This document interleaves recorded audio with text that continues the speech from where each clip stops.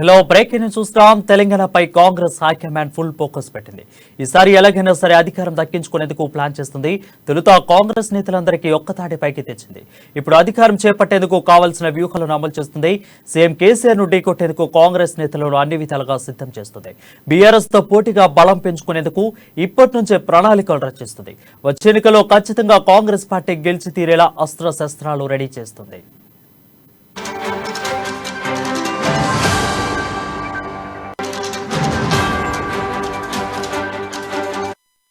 ఇక కాంగ్రెస్ నేతలతో ఇప్పటికే ఆ పార్టీ అగ్రనేతలు టచ్ లో ఉన్నారు. కాంగ్రెస్ జాతీయ అధ్యక్షుడు మల్లికార్జున ఖర్గేతో పాటు రాష్ట్ర వ్యవహారాల ఇన్ఛార్జి ఠాక్రే కూడా ప్రతినిత్యం కాంగ్రెస్ నేతలకు దిశానిర్దేశం చేస్తున్నారు. పార్టీ బలోపేతంపై సూచనలు చేస్తున్నారు. అయితే మరిన్ని సూచనలు సలహాలు ఇచ్చేందుకు తాజాగా మరో సీనియర్ నేత సైతం రంగంలోకి దిగుతున్నారు. తెలంగాణ ఏర్పాటులో కీలకంగా వ్యవహరించిన దిగ్విజయ్ సింగ్ ను కాంగ్రెస్ హైకమాండ్ హైదరాబాద్ కు పంపనుంది. దీంతో శనివారం ఆయన హైదరాబాద్ కు రానున్నారు. వచ్చి రాగానే టీ కాంగ్రెస్ నేతలతో భేటీ అవుతారు. తెలంగాణలో కాంగ్రెస్ పరిస్థితిపై ఆరా తీయనున్నారు. అనంతరం తెలంగాణలో అధికారంలోకి రావాల్సిన అంశాలు, ఆకర్షించాల్సిన పథకాలపై చర్చించున్నారు. దీంతో దిగ్విజయ్ సింగ్ పర్యటనకు కాంగ్రెస్ నేతలు ఇప్పటికే ఏర్పాట్లు చేశారు.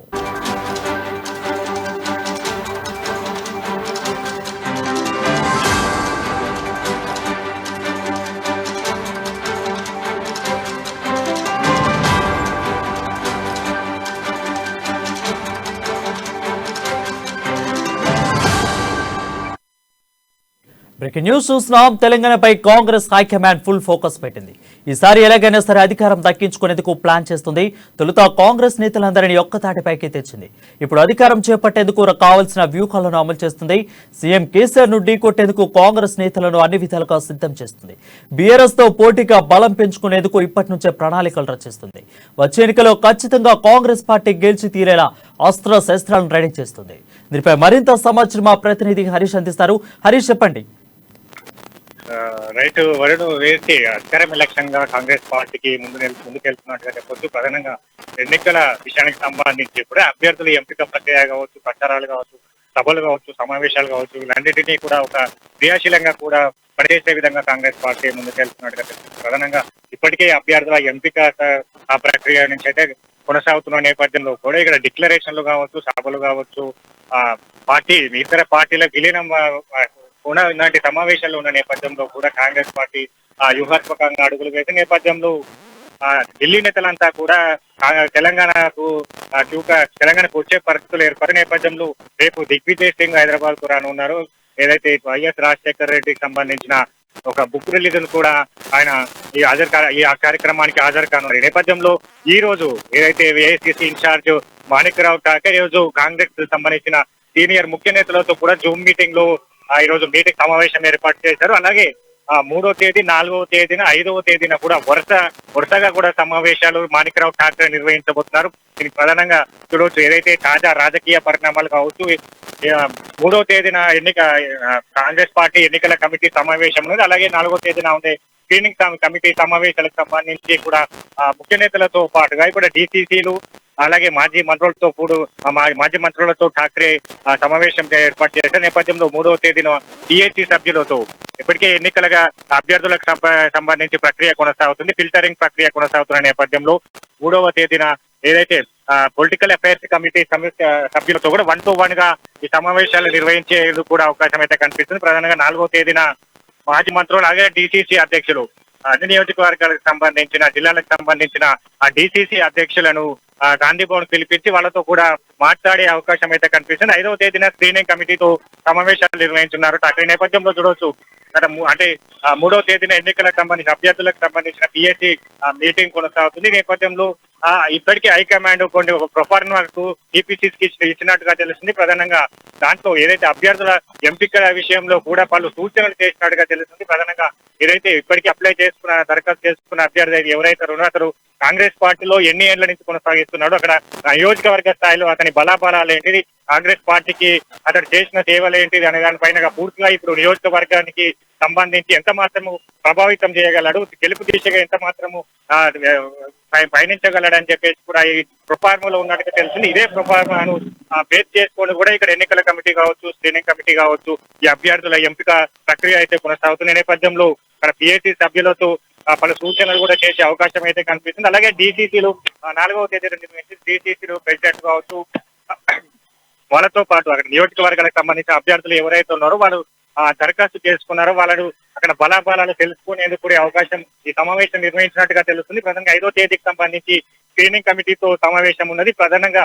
3వ తేదీన ఎన్నికల కమిటీతో సమావేశం, తర్వాత 4వ తేదీన స్క్రీనింగ్ కమిటీ సమావేశం ఉన్న నేపథ్యంలో 5వ తేదీన ముఖ్యంగా మాణిక్రావు ఠాక్రే ఈ స్క్రీనింగ్ కమిటీతో సమావేశం అయ్యారు. ఈ కమిటీ అభ్యర్థులకు సంబంధించిన ఫైనల్ లిస్ట్ ను ఖరారు చేసే నేపథ్యంలో ఎవరైతే ఇప్పటికే పలు నియోజకవర్గాలకు సంబంధించి కూడా పెద్ద ఎత్తున దరఖాస్తులు వచ్చిన నేపథ్యంలో కూడా ఒకరిద్దరు ఆ లిస్ట్ అంతా కూడా కేంద్ర ఎన్నికల కమిటీకి పంపనున్న నేపథ్యంలో అభ్యర్థులు ఎవరు ఎలా ఉండాలి, అభ్యర్థులకు సంబంధించిన ఆ డేటా ఎలా ఉండేది, అక్కడ నియోజకవర్గాలకు సంబంధించిన పూర్తి స్థాయిలో ఆయన బలాబల పైన కూడా పూర్తిగా అభ్యర్థుల ఎంపిక ప్రక్రియకు సంబంధించి ఎలా ఉంటుందనే పైన పిఎస్సి కమిటీ సభ్యులను అడుగు తెలుసుకునే అవకాశం అయితే కనిపిస్తుంది. అలాగే దీనికి సంబంధించి ఇప్పటికే పలు నియోజకవర్గాలకు సంబంధించి పదుల సంఖ్యలో దరఖాస్తు వచ్చిన ఏర్పడిన నేపథ్యంలో అంటే ఒకరిద్దరిని వాళ్ళని ఫైనలైజ్ చేసి అక్కడ ఢిల్లీకి పంపించే అవకాశం ఉన్న నేపథ్యంలో ఈ అభ్యర్థుల ఎంపిక అయితే క్రియాశీలకంగా మారుతున్నట్టుగా తెలుస్తుంది. ప్రధానంగా ఇక్కడ అంటే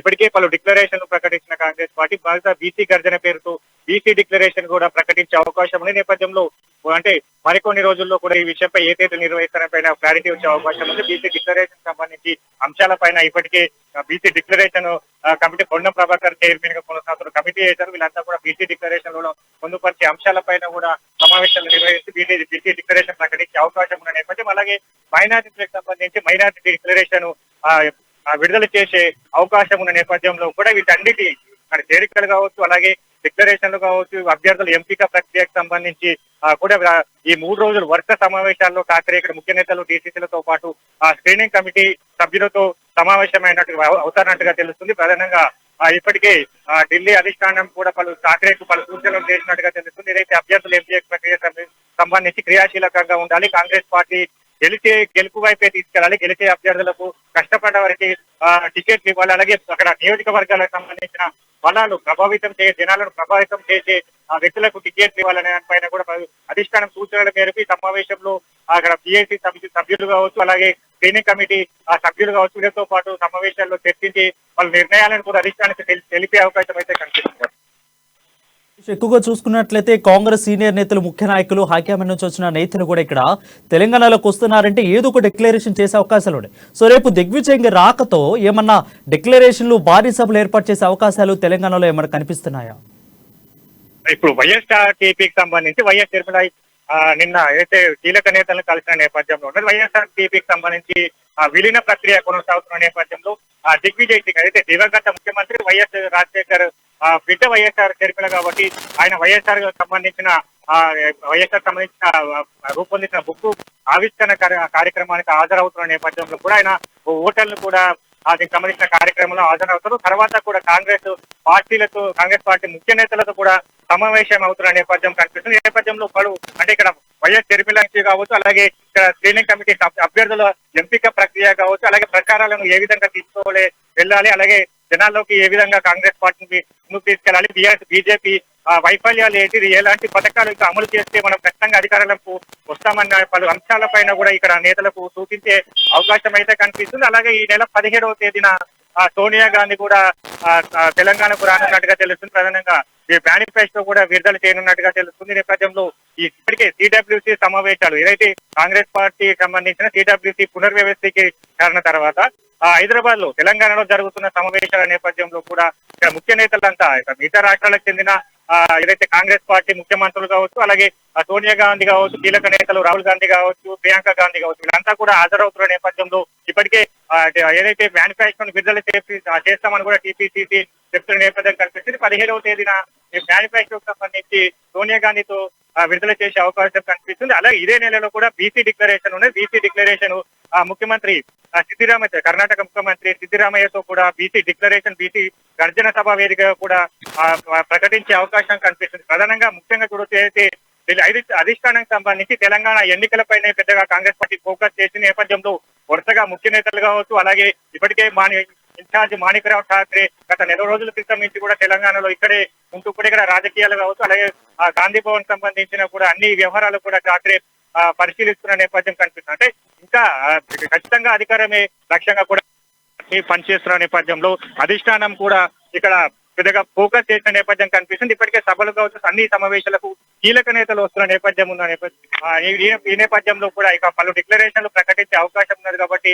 ఇంకా ముఖ్య నేతలంతా కూడా తెలంగాణలో మకాం వేసే విధంగా కూడా ఇప్పటికే ప్రియాంక గాంధీ కూడా తెలంగాణ ఎన్నికలకు సంబంధించి ఇన్ఛార్జ్ గా కొనసాగుతూ వస్తున్నది. ఇక్కడ పలు సూచనలు కూడా చేస్తున్న నేపథ్యం కనిపిస్తుంది. ఖచ్చితంగా వచ్చే ఎన్నికల్లో కాంగ్రెస్ పార్టీకి అధికారం తీసుకురావడమే లక్ష్యంగా కూడా ఇక్కడ అధిష్టానం కూడా ముమ్మర ప్రయత్నం అయితే చేస్తుంది. Right, thank you Harish for the updates.